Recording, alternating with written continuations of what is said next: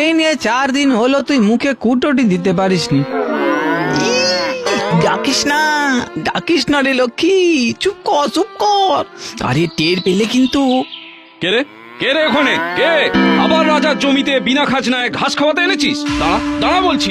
দেখেছিস তো লক্ষ্মী, আজকেও খেতে পেলি না। আর চল পালাই। আরে চোরে লক্ষ্মী, চল। দাঁড়া,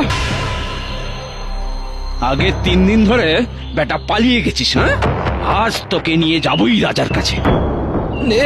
বিশ্বাস করো, আগে 3 দিন আমি এসেছি বটে ওকে নিয়ে, কিন্তু লক্ষ্মী একটুও ঘাস পাতা খায়নি গো। হ্যাঁ সত্যি বলছি। আসলে আমাদের তো জঙ্গলের ওপরেই বাঁচা, বলো। লক্ষ্মীও কি খাবে বলো? হ্যাঁ, আমরা না খেতে পেলেও ঠিক আছে, কিন্তু লক্ষ্মীকে যে খালি পেটে দেখতে পারি না। কিন্তু আর আসবো না, আমি কথা দিচ্ছি, আর আসবো না। এবারের মতন ছেড়ে দাও গো।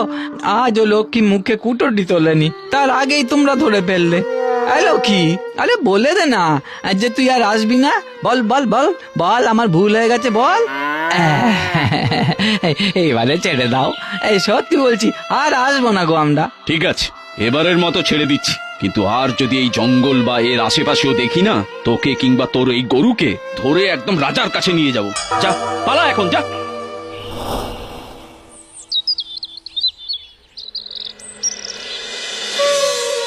সাধনটা লক্ষ্মীকে নিয়ে যে এখনো ফিরল না, ওদের রাজার কাছে নিয়ে গেল না তো ধরে। এই আকালের সময় রাজাও ঘোষণা করে দিলে খাজনা না দিয়ে জঙ্গলের কিচ্ছু ব্যবহার করা যাবে না। কি যে করি আমরা।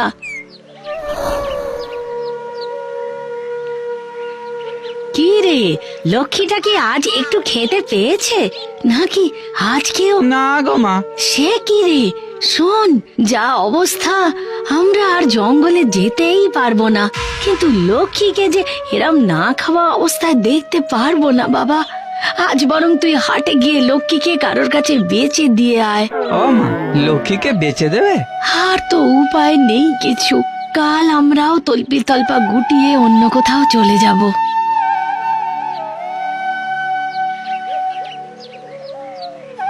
বললাম যে লক্ষ্মীকে হাটে দিয়ে আয়, ভেতরে চলে গেলি যে।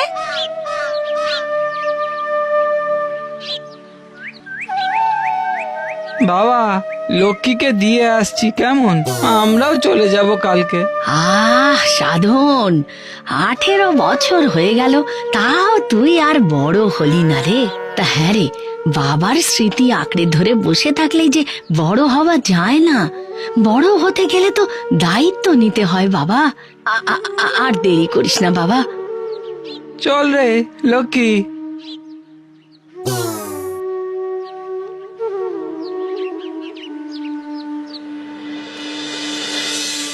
জানো বাবা, আমরা তো কাল চলে যাব এখান থেকে।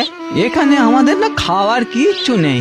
রোজ রাতে উঠে মা একা একা কাঁদে, আমি বুঝি, কিন্তু আমারও যে কিছু করার নেই। যাই হোক, আমাদের লক্ষ্মীটা কাল থেকে খেতে পাবে, এটাই অনেক। কিন্তু হাট আবার উঠে গেল না তো, অনেকটাই দেরি হয়ে গেল আজকে। এই যে বলছি, আপনি কি হাটের দিক থেকে আসছেন? হ্যাঁ, কেন বলো তো? ওই যে লক্ষ্মীকে, মানে এই গরুটাকে হাটে বেচতে যাচ্ছে কিনা, তাই জানতে চাইছিলুম আর কি।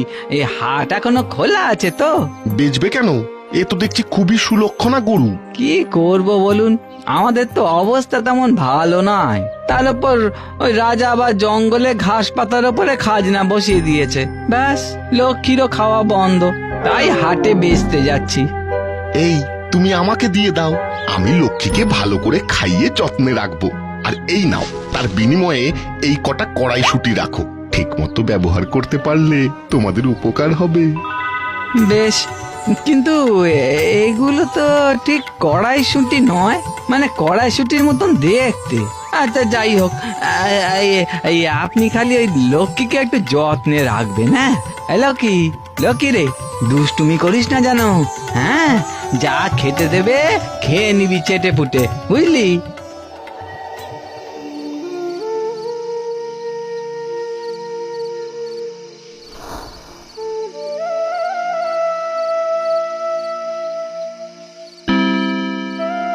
এতে কি হবে রে, যদি কিছু টাকাও দিত তাহলেও না হয় 2 দিন চলে যেত। কেন গো মা, বাবা তো আমাদের সঙ্গেই আছে, দেখবে সব ঠিক হয়ে যাবে।